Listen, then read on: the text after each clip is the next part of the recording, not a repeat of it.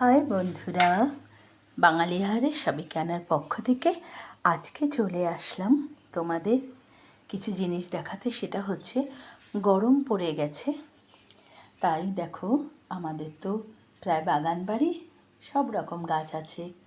তো নারকেল, বিশেষ করে ডাব ভীষণভাবে জরুরি এই সময়ে খাওয়া।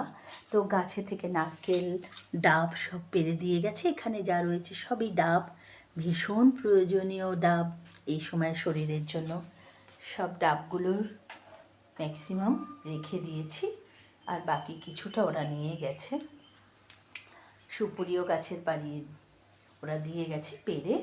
এখানে রয়েছে সব ডাব, কিছুটা কেটে কেটে রেখে দিয়েছে ওরা, আর কিছুটা একদম শুদ্ধই ওরা পুরো ডগা শুদ্ধ এইভাবে রেখে দিয়ে গেছে, আমরা কেটে নিয়ে খাবো।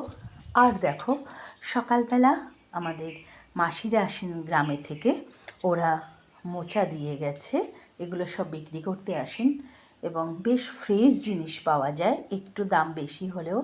মোচা রয়েছে, থোর রয়েছে, এখানে রয়েছে একদম বিচি কলার নরম থোর রয়েছে, এখানে কচু প্যাকেটিং করে সব দিয়ে গেছে।